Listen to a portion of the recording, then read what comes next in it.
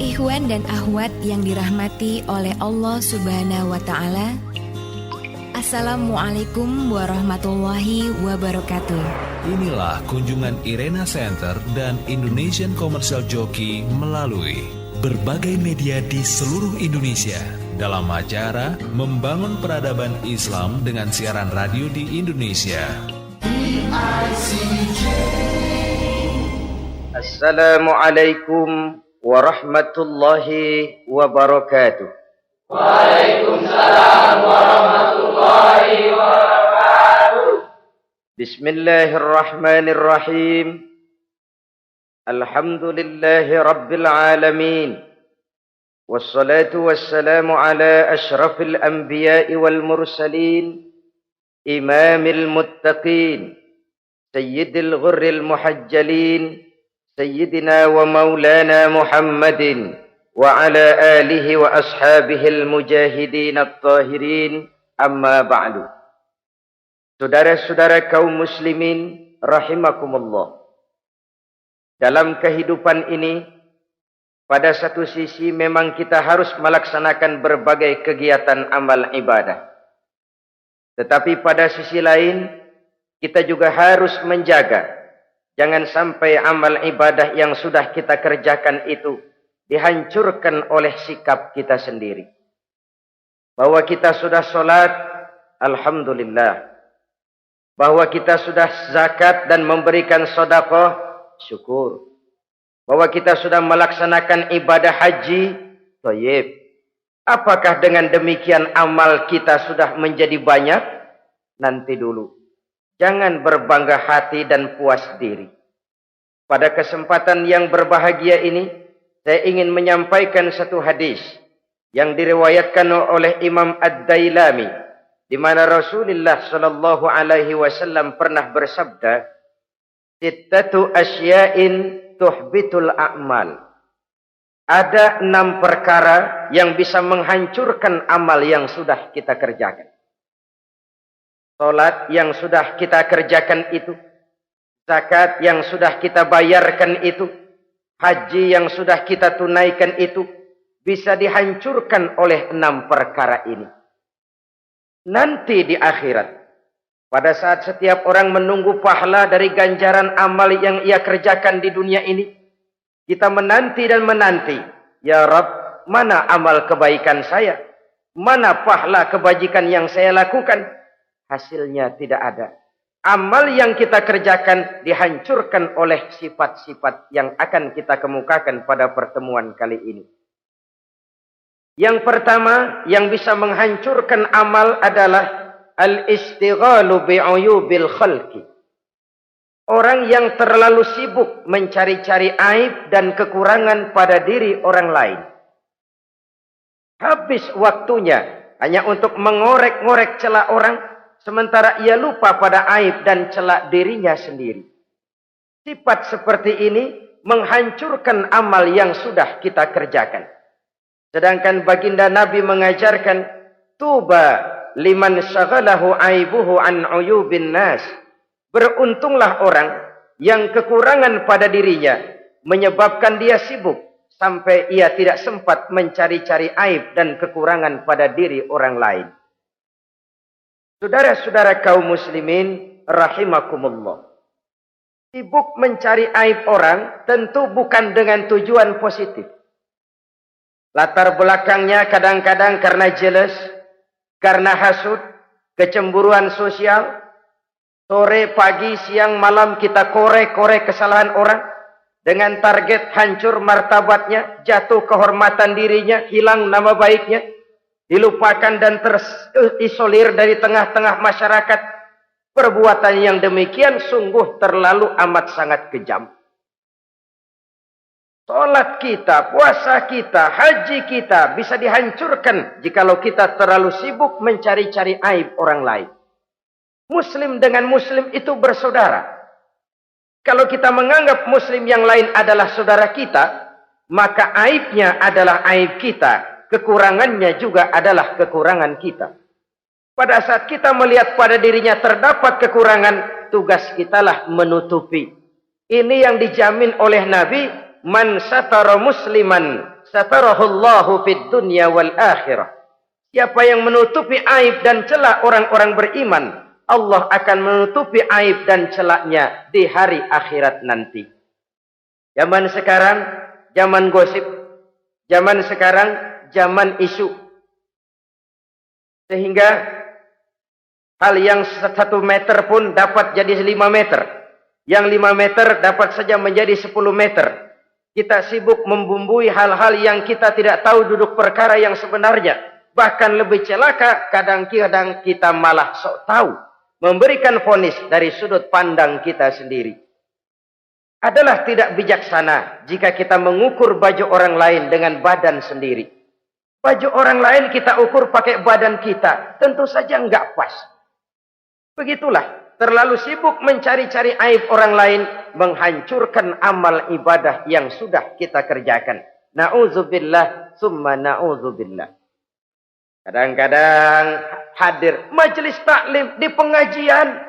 Ngaji setengah jam. Ngomongin orang 2 jam setengah. Tekor, defisit. Belum bergeser dari majelis taklim. Ini kan penyakit rohani. Di mana kedudukan kita antara sesama muslim bagaikan satu tubuh. Kalau yang satu sakit, yang lain ikut merasakan sakit. Yang satu terhina, yang lain ikut merasakan terhina. Jadi pada saat kita melihat aib orang lain, kita ceritakan di mana-mana, kita bongkar di mana-mana, tentu satu hal yang jelas, kita tidak senang kepada orang itu. Kita tidak senang kepada orang itu. Dan kalau sudah tidak senang, maka fungsi persaudaraan bisa berubah menjadi permusuhan. Oleh sebab itu, kalau ada 2 orang berselisih, boleh kita bohong untuk mendamaikan 2 orang tadi. Misalnya si A sama si B berantem nih, jengkel, marah-marahan. Saudara datang ke rumah si A. A, saya dengar kamu lagi marahan sama B. Iya itu si B, kurang ajar. Bangsat, bajingan, tengik. Pokoknya kalau ketemu, awas. Ah, saya kira sih enggak begitu. A, tadi saya ketemu B, dia bilang malah kangen sama sampean. Dia pengen ketemu. Ingat masa lalu zaman sebantal berdua, sebatang rokok berdua. Dia kangen pengen ketemu.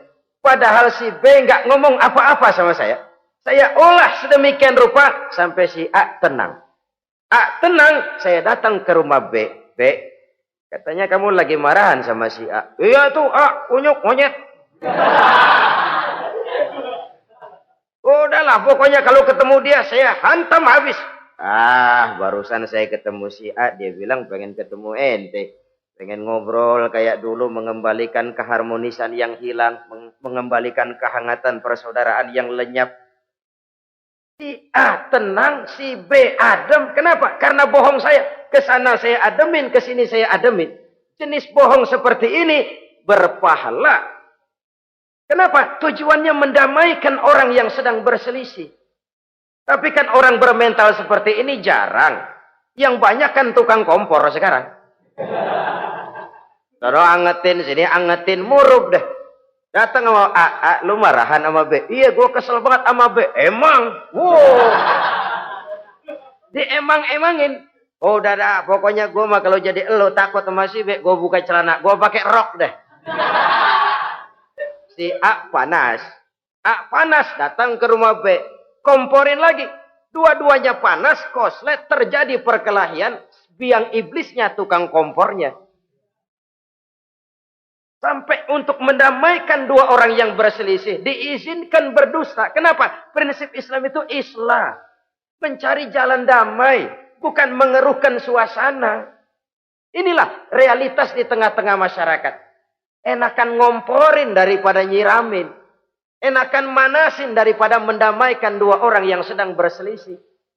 Apalagi kalau kita punya kepentingan. Main nimbrung aja kayak toge.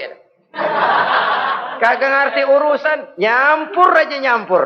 Toge kan begitu toge. Ada laksa nimbrung. Ada gado-gado ngikut. Ada kredok masuk. Kagak ngerti juntrungan masalah. Main nyampur aja nyampur. Ini kan tidak objektif namanya. Nah, mental seperti ini. Wah, sholatnya khusyuk. Zakat bayar, sedekah iya. Tapi kalau suka cari-cari aib orang. Jembreng kesalahan orang di mana-mana.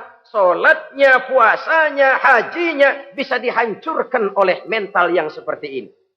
Jangan bangga-bangga, sholat saya sudah banyak, puasa saya hebat, mantap, haji saya tiap tahun mondar-mandir ke Mekah.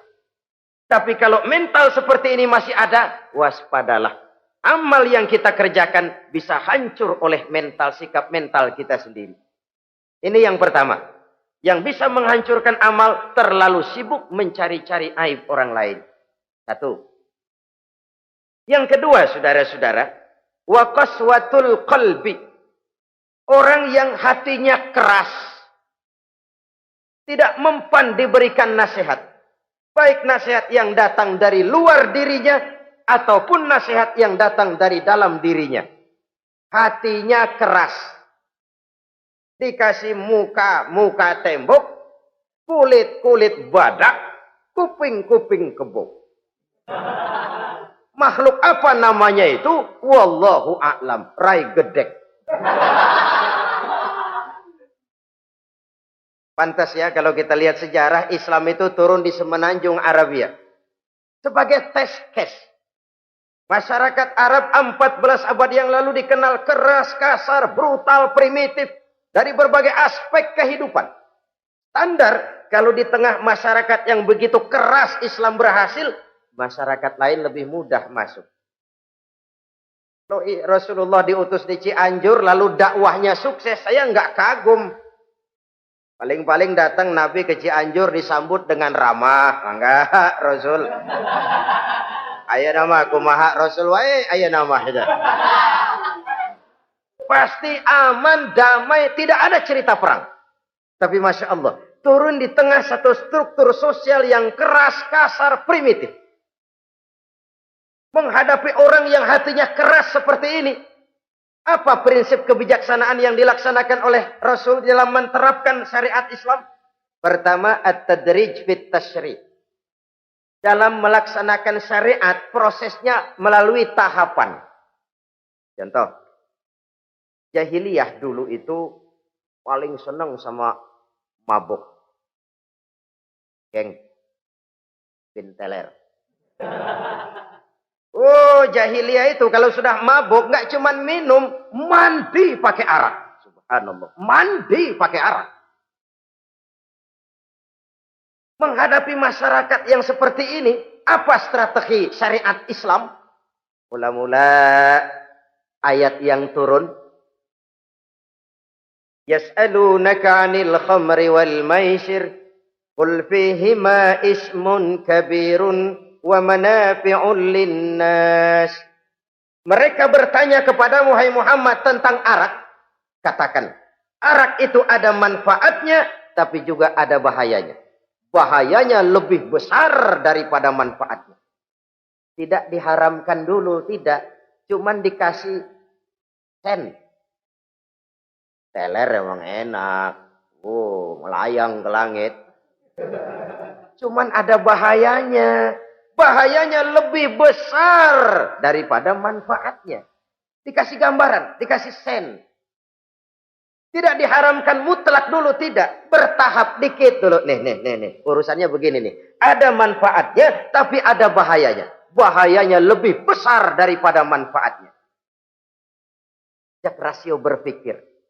Setelah tahu bahayanya lebih besar, kan dikit-dikit mulain jauh. Mulain ngurangin, jaga jarak. Setelah ada jarak, turun peringatan kedua. La taqrabus salata wa antum sukara. Jangan dekati solat kalau kamu lagi mabuk. Solat sehari semalam 5 kali. Berarti 5 kali mereka harus jaga diri. Jangan sampai mabuk. Makin jauh.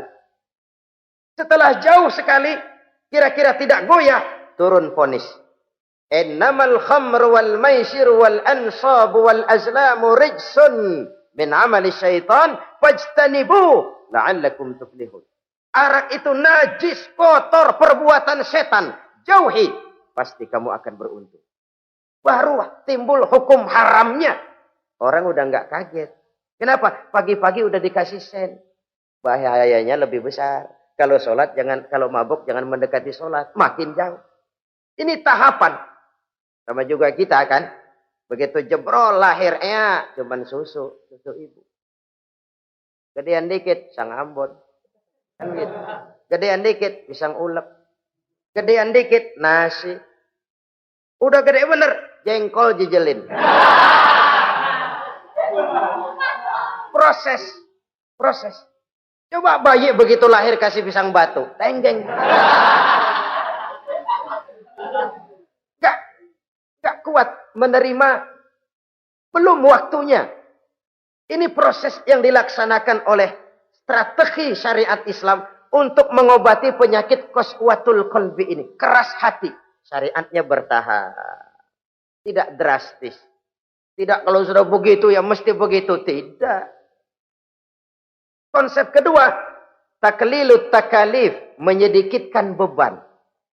Coba kita lihat, seluruh konsep agama, kalau kemampuan melaksanakan perintah berkurang, stressing perintahnya ikut turun. Angkat tuh beras 100 kilo. Nggak kuat pak, 30 kilo dulu deh. Ntar balik lagi, lama-lama juga habis. Ini konsep untuk mengobati qaswatul qalbi. Bertahap. Semua perintah agama itu begitu. La yukallifullahu nafsan illa wus'aha. Allah tidak memberikan beban kecuali sesuai dengan kemampuan yang dimiliki oleh seseorang. Kalau kemampuan melaksanakan perintah berkurang, stres perintahnya juga ikut menurun. Salat wajib diri. Kalau mampu. Gak bisa pak salat berdiri. Salat dengan berbaring. Kalau mampu. Berbaring gak bisa pak. Pinggang kurap. Salat pakai isyarat. Kalau mampu pakai isyarat tidak bisa. Dalam hati setiap kemampuan melaksanakan perintah berkurang, stres perintahnya juga menurun. Taklilut takalif ini juga salah satu strategi mengantisipasi kerasnya hati. Nah, konsep yang ketiga dari syariat, al-musawat bainan nas fi takalifil ahkam. Persamaan terhadap manusia di dalam berhadapan dengan hukum Allah. Kadang orang yang hatinya keras itu, logikanya jalan, ngukur suasana. Gimana sih lu?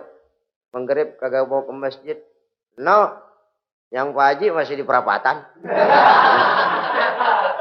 Yang Pak Haji disebut. Itu kan cenderung orang begitu. Kalau dia nyolong ayam, dia tunjuk orang yang nyolong kambing. Ini apologi namanya. Kenapa lo nyolong ayam? No, yang maling kambing urusin, gedean. Apologi. Lah kapan mau beres kalau begitu? Tidak introspeksi, tidak self correction. Itu apologi. Untuk menutupi kelemahan diri, menunjuk kesalahan orang lain yang lebih besar. Itu kan nggak jantan namanya. Apologi. Tidak ada sifat untuk memperbaiki diri sendiri. Karena kecenderungan ini ada, Islam menutupi itu. Dengan apa? Semua manusia sama dalam berhadapan dengan hukum Allah. Gak ada iri hati dalam hukum Islam ini. Salat wajib. Wajib. Bagi siapa? Yang sudah balik dan mampu. Terhadap semua strata. Jenderal wajib, kopral wajib. Apalagi hansip. Tidak ada fasilitas. Wah kamu jenderal nggak apa-apa dah sembahyang setahun 2 kali. Idul Fitri aja Maidul Adha. Enggak tuh. Semua manusia sama dalam berhadapan dengan hukum Allah. Itu yang Nabi ingatkan. Orang-orang sebelum kamu dahulu hancur. Umat-umat sebelum ini rusak binasa. Kenapa? Karena mereka kalau orang kecil berbuat salah. Hukum cepat-cepat ditegakkan. Tapi kalau yang besar berbuat salah. Mereka diam pura-pura tidak tahu. Jadi apa ini? Yang namanya mafia peradilan bukan cuma zaman ayeuna. Sejak zaman sebelum Islam Nabi sudah mengingatkan. Mereka dahulu hancur. Kenapa? Kalau orang kecil berbuat salah, hukum buru-buru ditegakkan. Rame-rame dikeroyokin. Giliran yang gede berbuat salah, diam pura-pura enggak tahu. Hukum pakai pandang bulu. Saudara-saudara kaum muslimin rahimakumullah. Oleh karena itu orang yang keras hati itu bisa merusak amalnya sendiri. Nggak mempan nasihat, rai gedek, muka-muka cuek. Baik nasihat yang dari luar maupun nasihat yang dari dalam, nggak mempan. Kan dalam hidup ini ada nasihat dari luar, dari orang lain, bisa dari fenomena kehidupan. Ini juga nasihat. Oh, dia itu kaya tapi pelit. Hatinya begitu ya. Katanya menteleng. Itu kan nasihat. Itu kan nasihat. Oh, dia waktu berkuasa tapi zolim, matinya begitu. Perutnya pancung.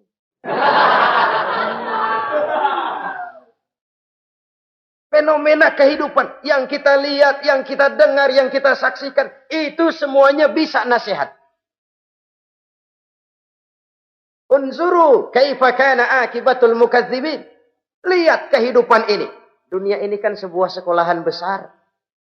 Semua yang kita lihat, kita saksikan, kita pelajari, bisa jadi contoh buat kita. Orang yang bijak, yang bisa mengambil hikmah dari manapun datangnya. Baik dari yang baik, maupun yang dari yang tidak baik. Saudara-saudara kaum muslimin, rahimakumullah. Nasihat yang datang dari luar. Dari orang atau dari fenomena kehidupan. Atau nasihat yang tumbuh dari dalam diri sendiri. Perubahan organisme tubuh. Itu kan nasihat. Ya Allah. Sekarang cantik jelita. Iya, sedang sweet 17-an. Rambutnya hitam, ikal berderai. Iya, semua memuja, memuji. Alisnya katanya laksana semut beriring. Dagunya bak pauh dilayang. Kalau dia senyum, semua orang terpesona. Sekarang 50 tahun yang akan datang, coba senyum, kabur orang. Fenomena kehidupan. Apa yang tidak berakhir? Kenapa harus keras hati? Kita kata kita berkuasa, berapa hari kita punya jabatan? Kita kata kita kaya, berapa banyak harta kita? Kita kata kita alim, kita tahu. Apa yang kita tahu dari semesta jagat raya ini? Lalu apa yang tidak berakhir? Korun yang katanya kaya, mati itu. Fir'aun yang katanya gagah, mati. Napoleon Bonaparte, the Lion of Europe, singa daratan Eropa, mati. Saking matinya, mati.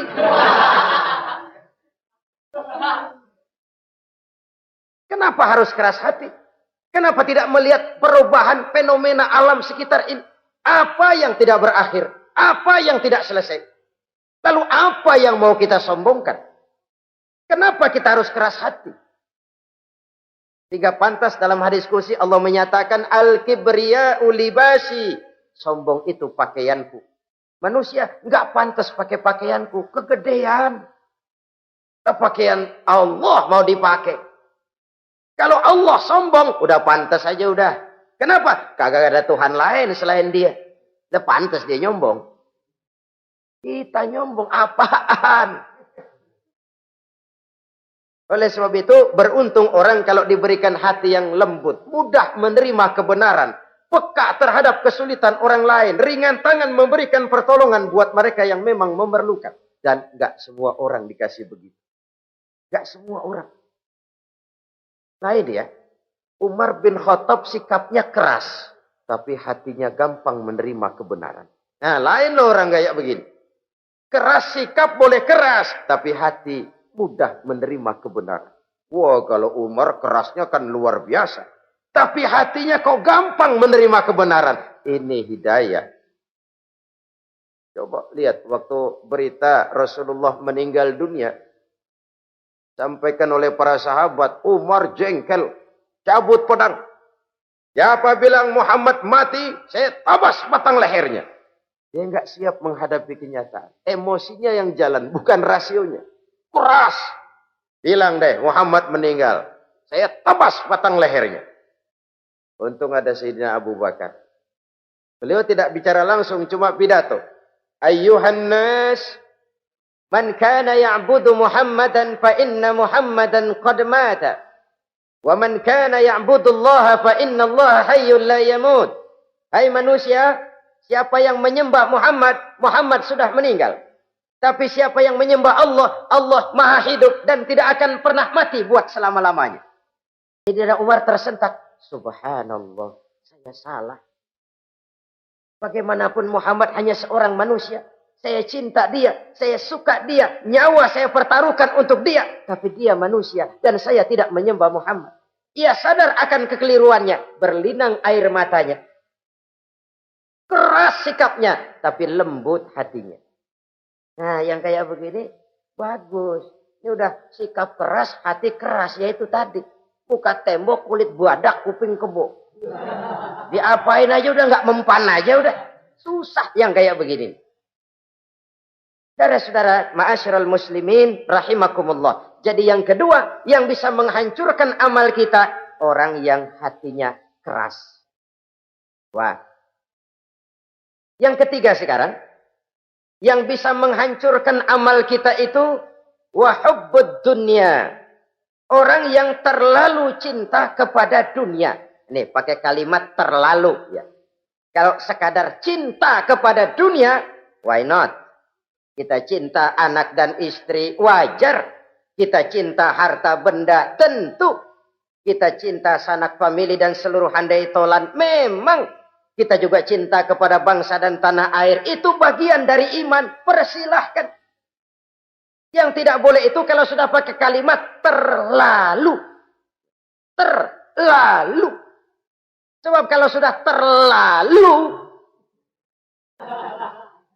itu sudah di luar kontrol. Orang lalu menghalalkan segala cara. Terlalu cinta kepada jabatan. Akhirnya bergeser. Sholat menghadap Allah. Dengar mau pindah jabatan ke tempat kering. Gerasak gerusuk nyari dukun. Ini kan namanya iya kana budu wa dukun nasta'in. Nggak bisa wong itu satu paket. Kalau iya kana budu wa iya kana nasta'in. Kalau hanya kepadamu ya Allah kami menyembah, hanya kepadamu kami minta tolong. Ini paket, jangan dipisah-pisah.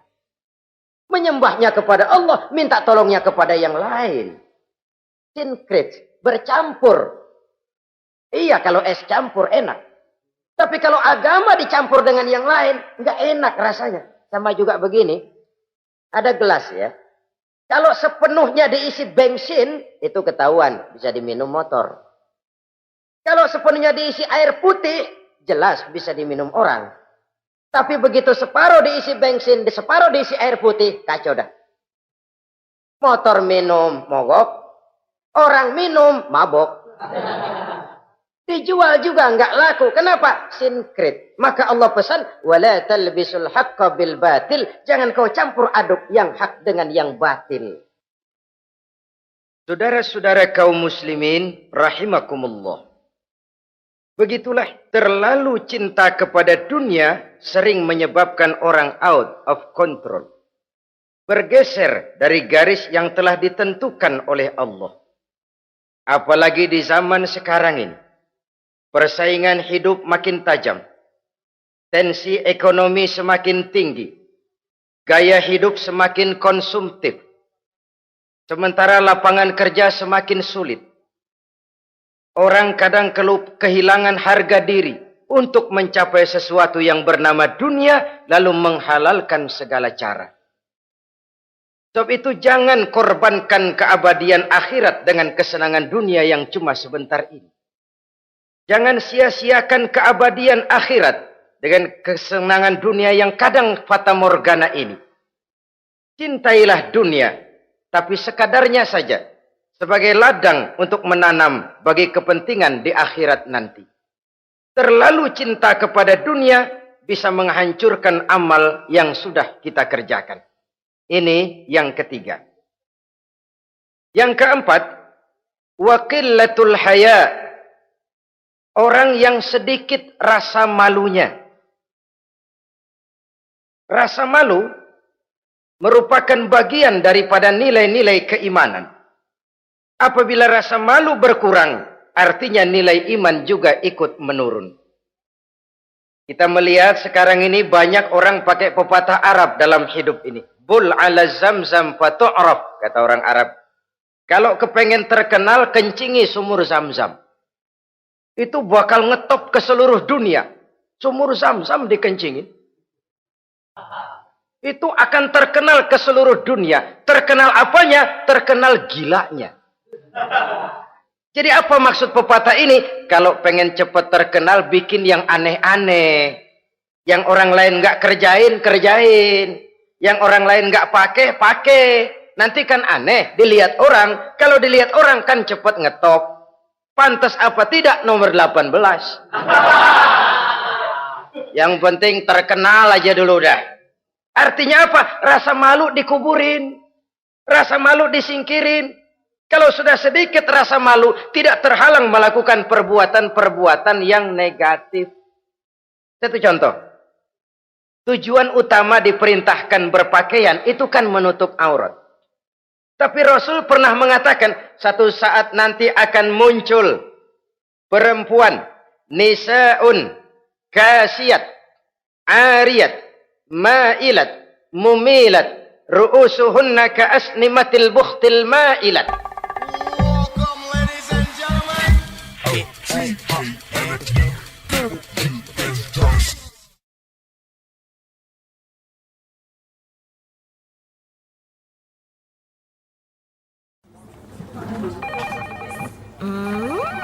What is it? Ooh, a new chocolate product by the Integral CJ's Management. What chocolate? No, my girl. It's a new CJ's brand. Kepalanya ditata begitu rupa persis kayak punggung onta. Itu rambut lagu apa tahu deh. Ini kan fenomena berpakaian tapi telanjang. Kenapa? Yang dikejar mode, yang dikejar merek. Kiblatnya Paris, London, Roma. Imamnya siapa? Pierre Cardin, Christian Dior, Escada, Etienne Egner. Merek yang dikejar, mode yang dikejar, aurat pontang-panting. Ditambah oleh tayangan-tayangan berbagai iklan yang merangsang anak-anak kita untuk hidup konsumtif. Iyo. Cocok iya jeng urang yo. Terangsang dia untuk konsumtif. Dihadapkan kepada kenyataan. Suasana ekonomi enggak menunjang. Orang tua lemah ekonominya. Dia lihat sekelilingnya, ternyata yang lain juga begitu. Banyak teman senasib, kumpul. Disingkirkan rasa malu. Akhirnya tukang bajai ditodong. Qillatul haya, sedikit rasa malu. Kalau sedikit rasa malu, dia tidak terhalang lagi melakukan perbuatan-perbuatan yang negatif. Dan itu berarti menghancurkan amal-amal yang lain. Sebab itu budaya malu ini sangat penting. Coba kalau dia hinggap di hati seorang pejabat. Pejabat yang punya rasa malu, Masya Allah, membawa manfaat yang besar buat rakyatnya. Contoh saja ya, di Jepang itu ada Perdana Menteri Hosokawa, saudara-saudara dengar. Baru 8 bulan jadi Perdana Menteri. Dia dijuluki Mr. Clean, Mr. Bersih. Diisukan terlibat skandal, cuma 4-6 miliar rupiah. Itu pun buat kampanye kemenangan partainya. Diisukan begitu rupa, malu Hosokawa. Malu mengundurkan diri, baru 8 bulan jadi Perdana Menteri. Mundur, malu. Padahal Hosokawa nggak kenal ketuhanan yang Maha Esa. Nggak kenal. Tapi budaya malunya luar biasa. Nah kalau sudah pejabat nggak punya malu. Habis. Kan sekarang umpamanya nih. Ada impres desa tertinggal. Disunatin. Sampai marah betul itu Bapak. Para pimpinan negara kita itu. Tidak ada maaf bagi pejabat yang nyunatin IDT. Kenapa? Kan tipis rasa malu. Turun dari atas sunatin. Turun ke bawah sunatin. Turun ke bawah sunatin lagi. Nyampe bawah tetelan doang dikit banget. Kebanyakan tukang sunat, saudara-saudara. Budaya malu yang nipis. Orang kaya kalau punya budaya malu, bawa rahmat bagi lingkungannya. Ulama kalau punya rasa malu, nggak jual ayat menghalalkan yang haram, mengharamkan yang halal. Bagaimana kiai? Haram karena belum dapat bagian. Begitu dapat jatah, haram dikit dah. Kiamat umat kalau sudah kayak begini.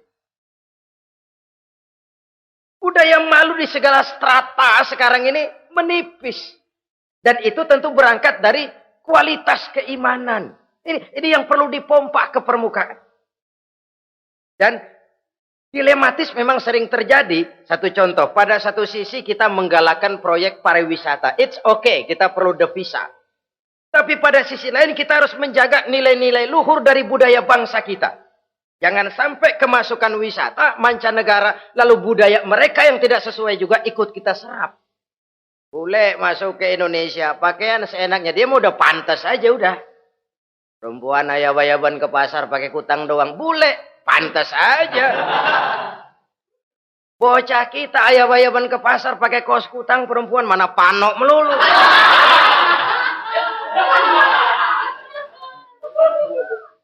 Menipisnya budaya malu. Ada standar. Bahwa mode, hal kedua. Merek apalagi. Yang pertama itu menutup aurat. Dari sisi berpakaian saja. Kalau anak-anak kita diracuni oleh yang namanya mode, diracuni oleh yang namanya merek, dia akan terbuai hidup dalam alam kepalsuan. Sekarang ini hidung pesek bisa dibikin mancung. Kulit keriput jadi kenceng. Operasi plastik. Pada sisi lain pengaruh duit juga luar biasa. Di aki-aki keriput kalau habis gusuran kenceng lagi. Pasaran keras lagi. Oleh sebab itu budaya malu ini perlu kita kembangkan. Supaya di semua strata sosial memiliki budaya yang namanya malu. Sederhana memang, tapi tidak semudah mengucapkannya. Sampai-sampai dijadikan taruhan al-haya'u minal iman. Rasa malu itu bagian daripada iman. Dan malu yang tertinggi, kalau sudah punya malu kepada Allah, itu puncak. Puncaknya di situ. Kalau cuma malu sama mertua, ngaling aja dikit, dia kagak tahu deh.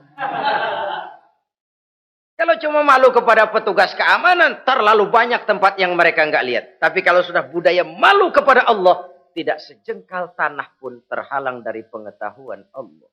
Ini nantinya juga punya pengaruh sosial. Sosial kontrol sekarang juga sudah renggang. Dulu kalau ada hal yang dianggap aib, satu kampung tahu. Malunya selebar awak. Sekarang budaya hidup sudah individualis. Tetangga mau apa kayak cuek aja udah. Akhirnya orang anteng. Lah nggak apa-apa ini dah tenang aja dah besok begitu aja lagi. Sosial kontrol juga sudah agak renggang sekarang ini. Kalau dulu orang punya rasa sosial kontrol yang begitu dekat. Oleh sebab itu, budaya malu merupakan bagian daripada iman. Orang yang sedikit rasa malunya bisa lepas kontrol. Kalau dia sudah lepas kontrol, dia bisa melakukan hal-hal yang merusak amal perbuatannya sendiri. Oleh karena itu, pada pertemuan kali ini, saya juga mengajak, mari kita tumbuh kembangkan budaya malu ini. Saudara-saudara kaum muslimin, rahimakumullah. Yang kelima, yang bisa menghancurkan amal kita, watulul amal. Orang yang terlalu panjang angan-angannya. Hidup dalam bayangan. Kakinya tercabut dari alam realitas. Mengharap burung terbang tinggi, tapi punai di tangan cepat-cepat dilepas. Akhirnya burung di tangan terlepas, punai juga tidak datang. Terlalu panjang angan-angan. Hidup cuma nunggu keajaiban. Yang diwiridin jikalau. Orang sudah kemana-mana dia masih anteng. Jikalau andai kata umpama misalnya. Islam bukan agama orang pemalas yang selesai sholat lalu berpangku tangan. Ada orang yang cuma sujud saja rezekinya mengalir. Ada. Ada orang yang cuma munajat di keheningan malam. Rezekinya mengucur. Ada. Tapi kan bukan kelas kita. Itu kelas antara dia dengan Allah, tidak ada jarak lagi. Orang-orang yang batinnya bersih. Doanya didengar. Permohonannya dikabulkan. Permintaannya cash. Kalau kita bisa bayang cuma nada doang. Nggak mau usaha. Paling banter orang undang tahlil kita. Sebesek campur geretan udah. Kita ini tahap yang bekerja, berusaha, berdoa, tawakal. Pernah dalam satu sholat Jumat Rasulullah di masjid, ada seorang sahabat Badui datang dari pedalaman mau sholat Jumat, turun dari onta cepat-cepat masuk ke masjid. Ditegur oleh Rasul, ontamu sudah kamu ikat? Belum ya Rasul. Kenapa? Saya tawakal kepada Allah. Marah Rasul. Keluar. Ikat ontamu. Masuk lagi ke masjid. Baru tawakal. Sederhana sekali. Tapi inilah gambaran kehidupan. Ikat ontamu baik-baik. Baru tawakal. Kalau nggak diikat. Udah tawakal. Terus hilang. Tawakalnya salah. Sudah diikat rapi-rapi masih hilang juga. Nah, tawakalnya benar. Sudah usaha, sudah ikhtiar. Toh hilang juga. Gambarannya sederhana. Ikat ontamu baik-baik. Lalu masuk ke masjid. Barulah engkau bertawakal. Jangan onta dibiarin keliaran lalu tawakal. Tawakalnya yang salah. Saudara-saudara kaum muslimin. Rahimakumullah. Islam mengajarkan keseimbangan.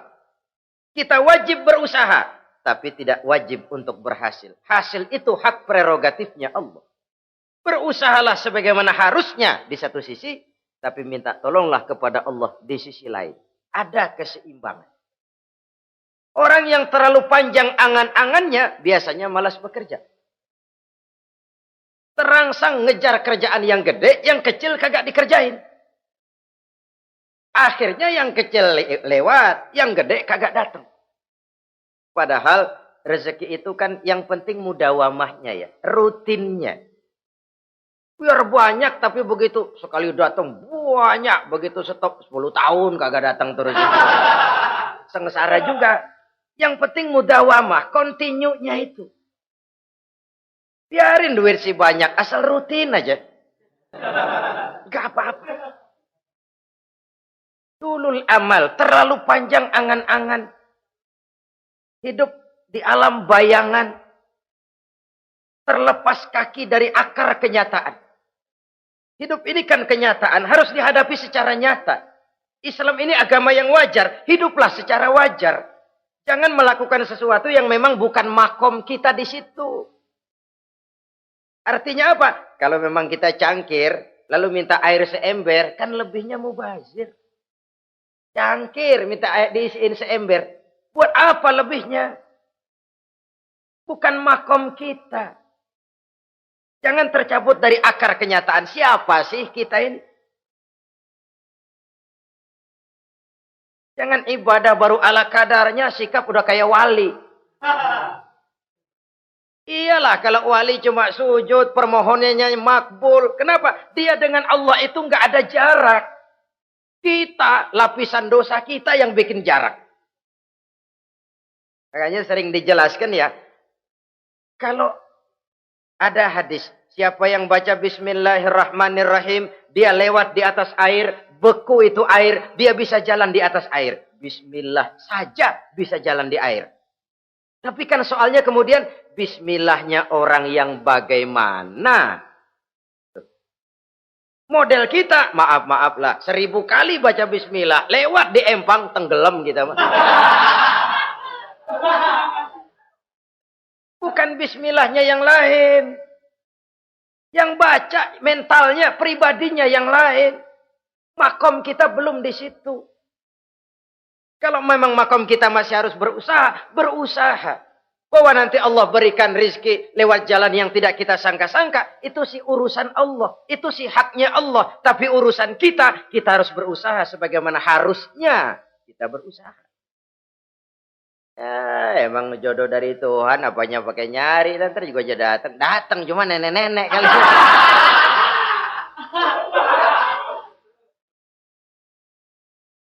Bekerja, berusaha. Jangan terlalu panjang angan-angan. Hiduplah secara nyata, apa adanya, yang wajar-wajar saja.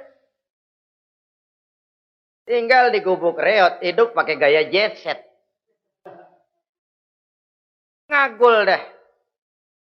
Sama merek mobil kenal banget, mobil orang-orang.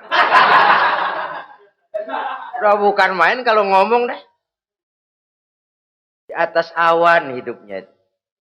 Di atas awan. Ngomong kagak ada yang kecil dah. Gak pakai juta udah. Miliar. Triliun. Ngerokok tetap aja ngombe. Silahkan mengharap burung terbang tinggi. Tapi punai di tangan jangan dilepas. Realitas apa? Idealisme boleh terbang setinggi langit. Tapi kaki tetap berpijak di alam realitas. Ayo kita ngambil contoh dari Rasulullah Sallallahu Alaihi Wasallam. Rasulullah itu kan dikasih mukjizat. Fasilitas. Tapi nggak ngandelin. Buktinya apa? Nabi hijrah ke Madinah. Itu kan manusia. Posisi kita terjepit. Ayo hijrah, hijrah, berangkat. Gak ngandelin Tuhan. Pojokin nih, dikepung. Kirim deh apaan kayak biar pada mampus nih orang ini. Enggak tuh. Enggak. Walaupun beliau punya mukjizat. Tapi enggak ngandeli. Kenapa kita enggak lihat itu? Perang Uhud kalah. Kalah. Berlumur darah dari kakinya yang mulia itu. Kalau ngandelin mukjizat, apa pantas Nabi kakinya sampai berdarah? Apa pantas sampai kalah? Kenapa enggak rekes, simsalabim, hancur musuh? Tidak, beliau tidak tercabut dari akar kenyataan. Beliau manusia, hidup dan berjuang secara manusiawi. Perkara Allah mau kirimkan mukjizat, itu haknya Allah. Waktu di Taif, saudara masih ingat. Dilontari dengan batu, menghindar ke kebun anggur. Turun malaikat Jibril, Muhammad, innallaha amaroni an uti'ak. Allah perintahkan saya datang menemuimu di sini untuk mendengar komandomu. Sekarang apa mau kamu? Kalau mau kau orang Taif yang melontari kau dengan batu hancur, saat ini saya angkat Jabal Uhud. Saya timpakan mereka biar mati semua. Bagaimana? Dalam keadaan terpojok, dilemparin batu, dikeroyokin, menghindar ke kebun anggur, turun Jibril nawarin bantuan. Apa jawab Nabi? Jangan Jibril. Jangan. Saya diutus bukan buat ngancurin orang. Saya ini rahmah bagi alam. Tapi kamu disambitin. Biarin. Saya berjuang jangka panjang Jibril. Kalau sekarang mereka ingkar. Barangkali nanti anak-anaknya mau beriman. Saya tungguin anak. Kalau anaknya kafir lagi Muhammad. Cucunya. Oh susah Muhammad, susah. Kenapa? Bagaimana bapak, begitu anak. Enggak begitu. Lalu mau kamu apa? Saya mendoakan mereka. Allahumma hdi qaumi fa innahum la ya'lamun. Ya Allah, berikan hidayah kepada mereka yang nyambitin saya. Karena mereka enggak tahu. Disambitin, berdarah, yang nyambitin didoakan. Pada satu sisi ini menunjukkan tingginya akhlak Nabi. Pada sisi lain ini menunjukkan Nabi juga mengatur strategi secara manusia. Tidak simsalabim. Tidak tercabut dari akar kenyataan. Padahal kita kalau lagi kepepet ada yang nolongin, kan demen banget. Kali mah kalau kita yang jadi nabi tuh, disambitin orang, turun Jibril, bagaimana hancurin? Sikat Jibril dah. Habisin aja, habisin.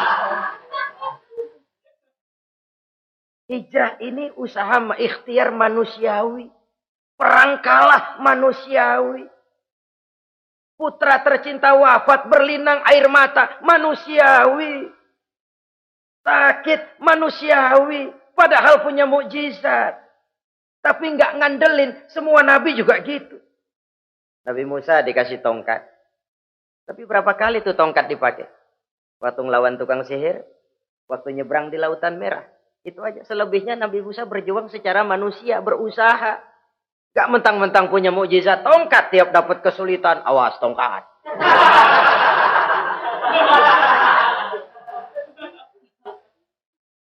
manusiawi. Oh, ini Rasul. Kenapa kita nggak lihat itu? Kenapa kita lalu tercabut dari akar kenyataan dan hidup dalam khayalan?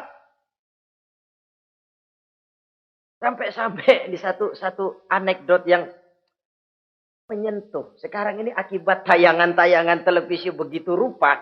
Ada seorang bapak ditanya sama anaknya. Pak, Tuhan sama Batman kuatan mana sih? Logikanya sudah dipenuhi oleh gambaran Batman. Bahwa Batman itu kuat, gagah, menolong yang lemah. Timbul logika. Kuatan mana sama Tuhan katanya. Pengaruh yang dia lihat itu membentuk opini. Sama juga sekarang coba lihat ibu-ibu. Kalau udah Cassandra, itu masakan ditinggal tuh angus di dapur. Angit tuh tempe juga. Saudara-saudara kaum muslimin, rahimakumullah. Begitulah yang kelima, yang bisa menghancurkan amal kalau orang terlalu panjang angan-angan. Hiduplah secara wajar karena Islam memang agama yang wajar. Jangan melakukan sesuatu yang memang bukan makom kita di situ. Jangan melakukan sesuatu yang memang bukan posisi kita di situ. Kullun ya'mal ala syakilatih. Jangan minta ayam menggonggong. Jangan minta kambing mengeong. Bukan bagiannya. Bukan bidangnya. Sama juga orang ngomong, apaan mubalik kerjanya ngomong doang. Sekarang kan zaman pembangunan. Mana ada mubalik ngurus irigasi. Nah, kalau mubalik ngurus irigasi, apa lurah mau ngajar PK? Jangan tercabut dari akar kenyataan. Toh prinsip modern saja mengajarkan the right man on the right job. The right man on the right place. Orang harus ditempatkan sesuai dengan bidangnya. Jangan tercabut dari akar kenyataan. Inilah kita dan inilah yang harus kita lakukan. Hidup ini kenyataan. Hadapilah secara nyata. Perkara Allah mau membuat yang lain, itu hak prerogatif Allah. Bukan urusan kita. Yang terakhir saudara, yang keenam yang bisa menghancurkan amal kita. Wa zalimun la yantahi. Perbuatan zalim yang tidak sanggup dihentikan. Zalim kepada Allah. Zalim kepada makhluk. Atau zalim kepada diri sendiri. Ada orang zalim kepada Allah. Begini banyak nikmat yang diberikan Allah. Nggak sanggup dah kita ngitungnya. Dari bangun tidur sampai tidur lagi nikmat nggak pernah berhenti itu. Bahkan kita tidur sendiri. Sadar nggak kita waktu tidur nggak berdaya? Coba ketika kita ngorok pulas, andai kata kecoa 16 masuk ke kuping kita. Siapa yang mau jagain? Siapa yang mau jagain? Nikmat.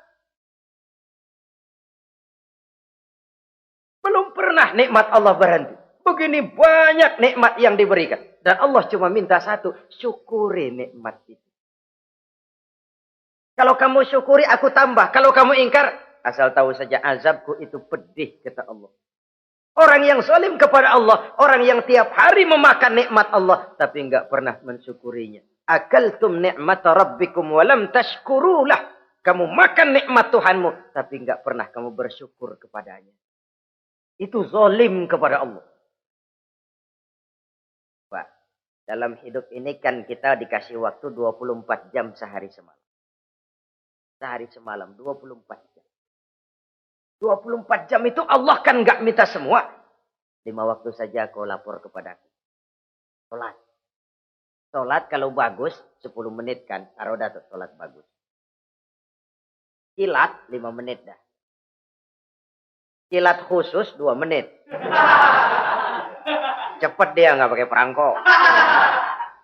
Taruhlah yang menengah kita ambil 5 menit. Kalau 5 waktu, 5 kali 25, 5 kali 5 berarti 25 menit untuk lapor. Hei manusia, aku kasih kau hidup 24 jam. 25 menit kau lapor. Banyak yang berat. Padahal sisanya masih 23 jam 35 menit. Buah gambaran zalim kepada Allah. Padahal zalim kepada Allah yang rugi bukan Allah.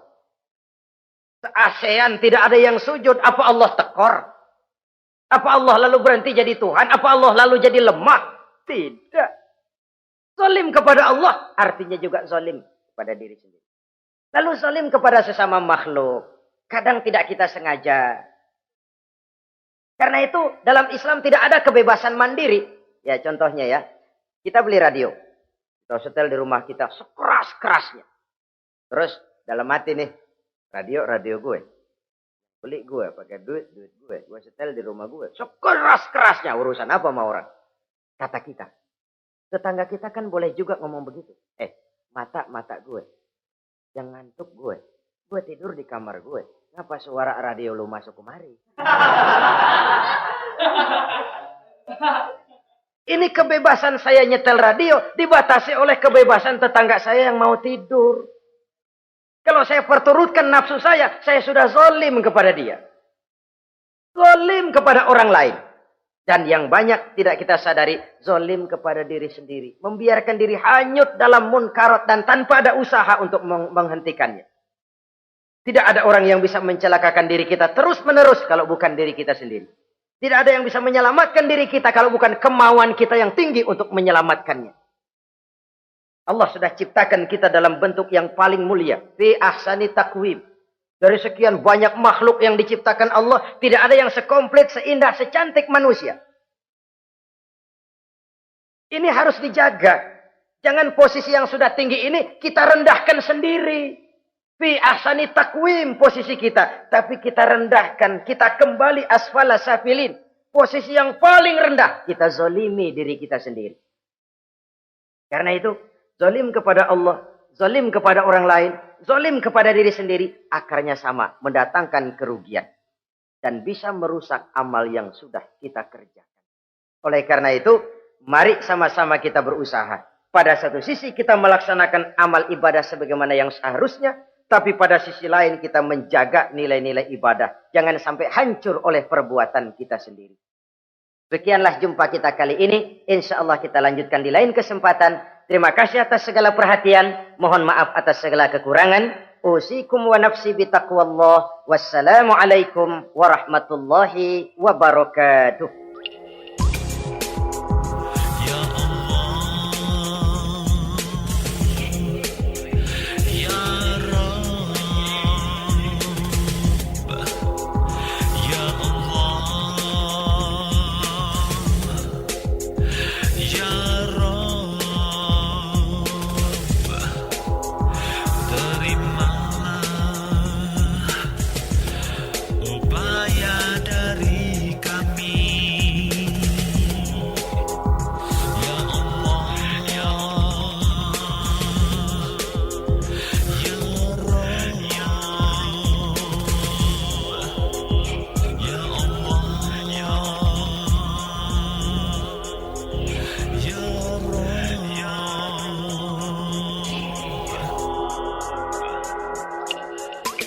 Ikhwan dan akhwat yang dirahmati oleh Allah Subhanahu wa Ta'ala, demikianlah kunjungan kami dalam acara Membangun Peradaban Islam dengan siaran radio di Indonesia. Syukur Alhamdulillah atas nikmat Islam dan indahnya persaudaraan yang Allah karuniakan kepada kita semua. Semoga ilmu milik Allah dapat membentengi akidah kaum muslim dari berbagai upaya penyesatan. MPI DSRI ini merupakan komunikasi dan jabat erat di antara kami, Irena Center, Indonesian Commercial Jockey, serta berbagai media di seluruh Indonesia. Terima kasih. Wassalamualaikum warahmatullahi wabarakatuh.